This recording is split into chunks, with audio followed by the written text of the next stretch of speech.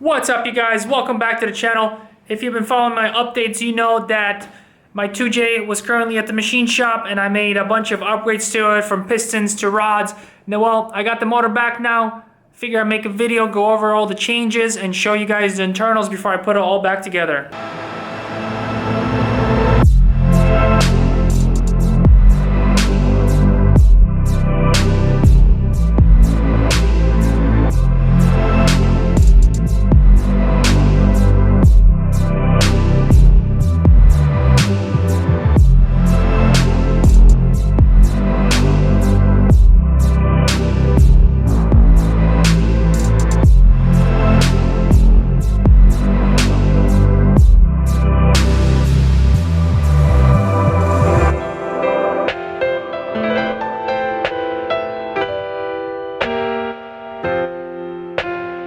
Alright, so if you guys watched my previous videos, you know that I purchased CP pistons and CP Carrillo rods for this build. I went with 10-to-1 compression and I went with forged rods.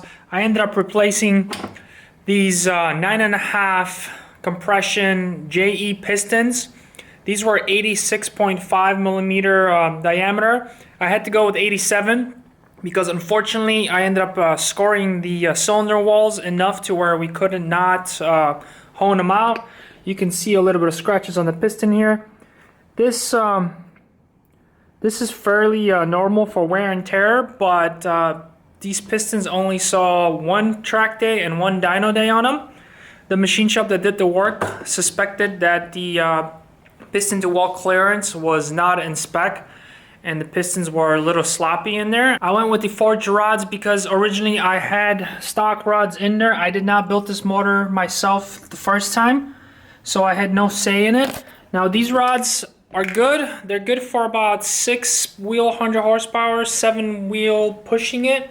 So there should be no reasons to replace them unless you're trying to go bigger. But if you have the motor taken apart, might as well toss in some better rods in there with better hardware and never have to worry about it again as long as you have no failure.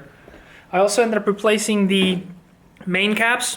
This is another one of those items that it's good for like 600, 700 horsepower, but this is cast steel and over time it fatigues and it becomes a weak spot in your engine and could potentially fail and wipe out your whole engine. So I ended up doing the Red Industries billet main caps. I knew I'm gonna have to bore line and line hone the crank, so they knocked it all out all at once, and now we have a motor that's easily capable of 1,000 horsepower and north of that. Of course, I'm not gonna run that.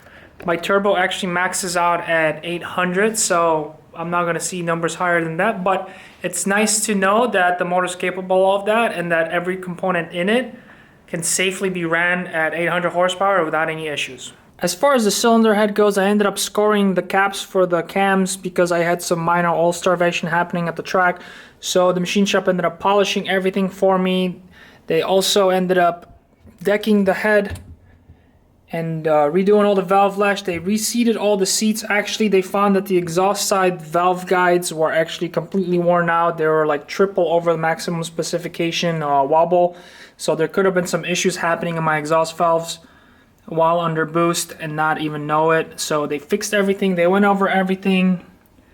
Valves look nice. The seats are fresh. And this thing's ready to assemble now.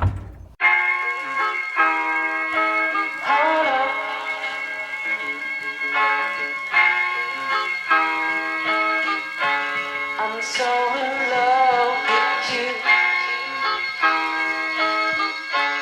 You got me down again. Also, I forgot to mention I ended up shipping the turbo out to Precision Turbo to get it checked out. The turbo wasn't spinning as freely as it probably should. It is a ball bearing turbo. So I sent it out just to be safe, and I'm currently waiting for their response to let me know if any repairs have to be done or if the turbo is good to go and good to be put back on the car. I also shipped out the injectors to Injector Dynamics just to get them checked out. I had them cleaned recently, but I didn't have any graphs to show for it, so I sent them out to Injector Dynamics. They checked them all out. They blast them. They said they're good to go. Also going to replace The alternator pulley, I'm gonna go with an oversized one, so I'm not over revving the factory pulley, or the alternator I should say, because these are not supposed to go up to 8,000 RPM. So Red Industry hooked me up with this pulley. It's larger in diameter, which means that the alternator is actually gonna spin slower and not overpower it. I'm also going to be no longer using this drift motion water neck that was coming out through the lower timing case cover, which I burnt, by the way, trying to get the crank pulley off. I'm now going to be using the Red Industry water pump delete bracket. It's nice billet aluminum piece. Very cool looking finish. Already has an A&N fitting on it, and it also has the alternator bracket, which I did not have before while using this outlet, and I had to use this adjustable arm, which was kind of sketchy because it would actually make the alternator move like this because there was no solid support. So killing two birds with one stone, we're getting rid of that, no longer having to run that through the lower timing case cover, and putting some bling on the car, which we can never go wrong with.